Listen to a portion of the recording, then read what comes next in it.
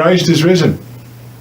My dear friends, in today's gospel we see our Lord coming to heal the man who was blind from birth. Now, our Lord's disciples were inquisitive concerning this man, not knowing that he would soon receive his sight.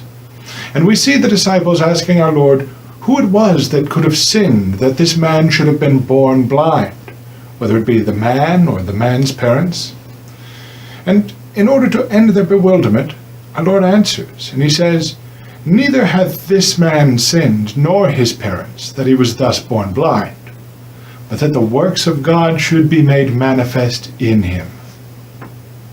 Let us take that to heart, because our Lord here teaches that speculative knowledge of the causes of things ought not to be sought in and of itself, because speculative knowledge of the cause of things does not necessarily lead us to sanctification.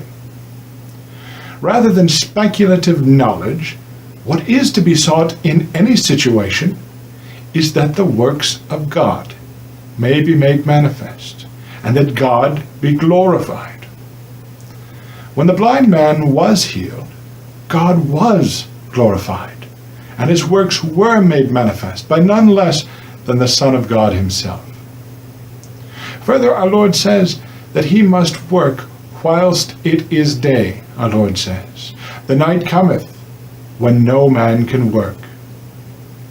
And here the Lord speaks of the work that is done within each of us, and the work that each of us ourselves must do during this life.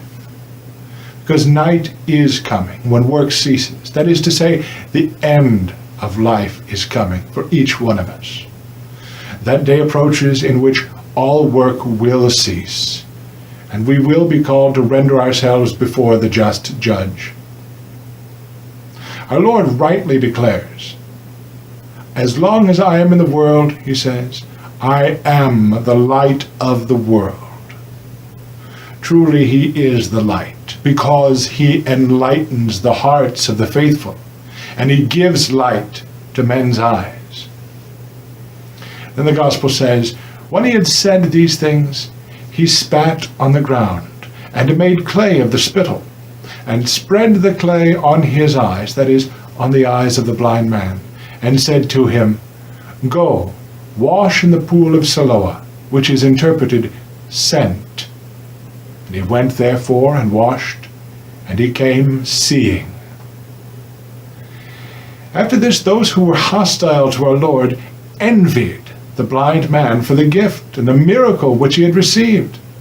And they sought to find our Lord and to take him before the priests of the temple. They could not find him, however, since our Lord did not seek fame. He did not desire honors. But always and everywhere our Lord showed himself to be modest. So it is to this very day.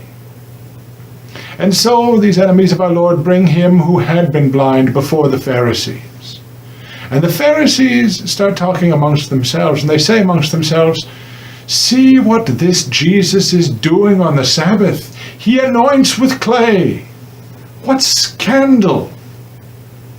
See, the Pharisees give no thought to the fact that our Lord had healed a blind man, a man blind from birth, a man who had heretofore never seen.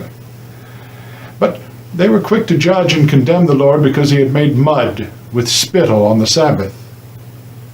But to be fair, there were others among the Pharisees who said amongst themselves, "How can a man that is a sinner do such miracles?" And as the gospel tells us, there was a division among the Pharisees over this. And yet, on the grand scale, the Pharisees still did not believe that Christ had granted healing to one who was blind. Since they did not believe the neighbors of the man who had given testimony, they then interrogated his parents, the parents of the blind man. And although the Pharisees wished to cover up the miracle, by this interrogation they only threw more light on it. For we read that the parents of the blind man, the formerly blind man, openly told everyone all that they knew. They said in the sight of everyone, "We know that this is our son, and that he was born blind. But how he now seeth we know not, or who hath opened his eyes we know not. Ask himself, he is of age, let him speak for himself." So then the Pharisees called the man again that had been blind, and they say to him, "Give glory to God. We know that this man is a sinner," referring, of course, to our Lord. They say, "We know that this man is a sinner." And they do not openly tell the formerly blind man to deny that our Lord Jesus Christ had healed him, but they do so in a roundabout way, and putting forward an appearance of piety. Give God the glory, they say. In other words, admit that this so-called Christ did nothing for you. He that was formerly blind answered straightforwardly. And he says to them, "I know not whether he be a sinner. One thing I do know, I was blind, and now I see." The Pharisees tried to cover up the truth by many means, but such is the very nature of truth that attempting to attack it only serves to make it stronger. Attempting to cover it up makes it shine through more brightly. When the Pharisees questioned the healed man, they wanted him to retract his testimony. But now, since he did not waver, but rather proclaimed the truth and even upbraided the Pharisees, well, then they condemn him, reproach him with blindness of all things, and they drive him out of the synagogue. They hated one who would publicly reprove them, and they found his truthful words abominable. They could not stand the rebuke of a poor beggar who showed courage concerning the truth. They were confounded in their falsehood. Such is the great power of truth. The Lord heard that the Pharisees had cast him out, and he comes to the formerly blind man, and the Lord questions him, "Dost thou believe on the Son of God?" And the man, the formerly blind man, professing his faith, falls down in adoration of our Lord. We too, my friends, who have, by the power of God's grace, been healed of our own blindness, we are asked the same by our Lord today. Do we believe on the Son of God, the Creator, the Maker, and the Lord?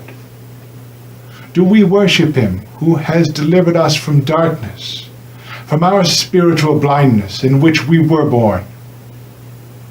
For he is the light which came into the world. My friends, let us resolve today truly to do the works of light while it is still day, and to hold fast to the truth of the wonder-working grace of our Lord God and Savior Jesus Christ.